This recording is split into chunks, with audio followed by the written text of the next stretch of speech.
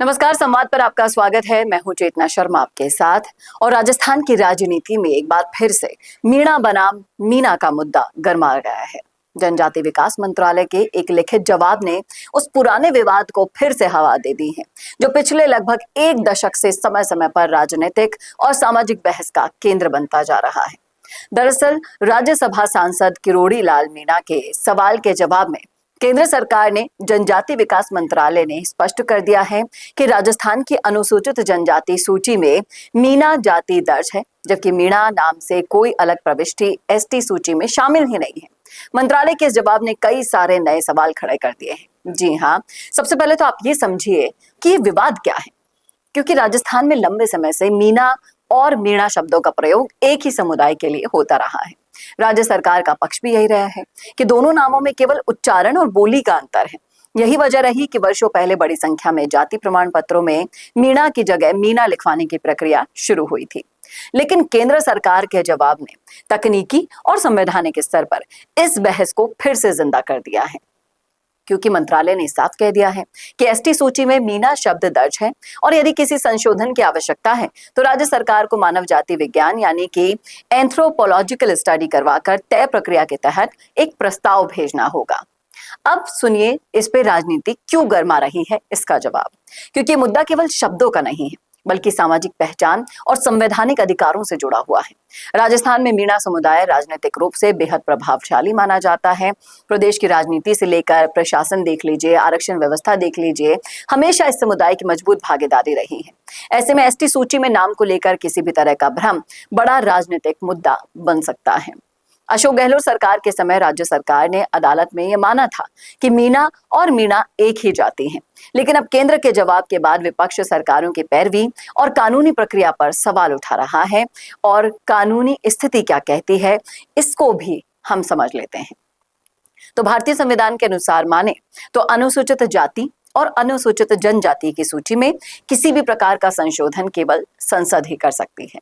इसके लिए राज्य सरकार को विस्तृत अध्ययन करना होगा, प्रस्ताव बनाकर केंद्र को भेजना होगा। संसद से संशोधन पारित होने के बाद ही राष्ट्रपति अधिसूचना जारी करते हैं। यानी कि मामला केवल प्रशासनिक आदेश से हल नहीं होने वाला है। इसके पीछे पूरी संवैधानिक प्रक्रिया होगी, सामाजिक अध्ययन होगा और राजनीतिक सहमति, ये तीनों जरूरी है। अब इसका समाज पर कितना असर पड़ेगा, चलिए बताते हैं। तो विशेषज्ञों की अगर माने तो अगर इस विवाद को समय रहते स्पष्ट नहीं किया गया तो भविष्य में भर्ती, आरक्षण, जाति प्रमाण पत्र और सरकारी योजनाओं में तकनीकी विवाद बढ़ सकते हैं। खास तौर पर युवाओं और नौकरी की तैयारी कर रहे अभ्यर्थियों में असमंजस की स्थिति पैदा हो सकती है।